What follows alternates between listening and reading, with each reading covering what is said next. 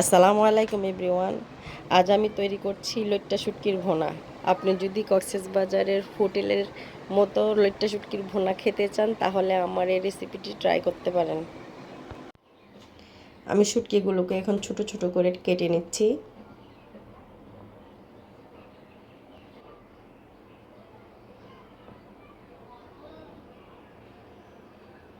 আমার সবগুলো শুটকি কাটা হয়ে গেছে।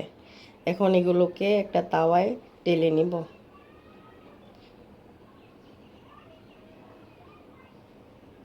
শুটকিগুলো থেকে যখন একটা শুটকির ভাজা ভাজা গ্রান আসবে তখন নামিয়ে নিব। শুটকিগুলো ভাজা হয়ে গেছে, এখন নামিয়ে নিচ্ছি। এগুলোকে ঢেলে দিচ্ছি গরম পানির মধ্যে। গরম পানিতে কিছুক্ষণ ভিজে রেখে ভালোভাবে ধুয়ে নিব। প্যানে তেল দিয়ে দিলাম, দিয়ে দিয়েছি 1 কাপ পেঁয়াজ। পেঁয়াজগুলোকে হালকা সফট হয়ে আসা পর্যন্ত ভেজে নিচ্ছি। এখন দিয়ে দিব 1 কাপ রসুন কুচি।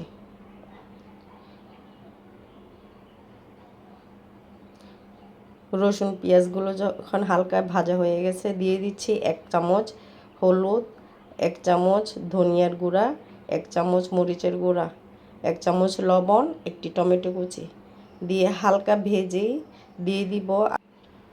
এখন দিয়ে দিচ্ছি আগে থেকে পরিষ্কার করে ধুয়ে রাখা লইট্টা শুটকিগুলো।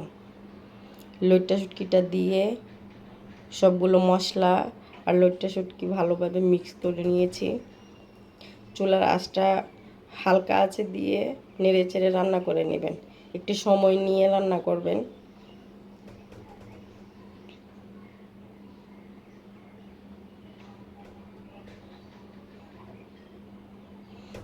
যখন এরকম ঝরঝরে হয়ে আসে তখন দিয়ে দিব ধনিয়া পাতা।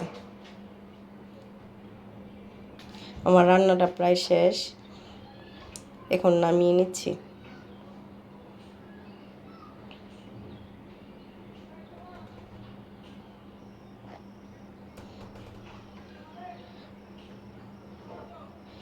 আমার ভিডিওগুলো যদি আপনাদের ভালো লাগে তাহলে লাইক, কমেন্টস আর সাবস্ক্রাইব করে আমার পাশে থাকবেন। আসসালামু আলাইকুম।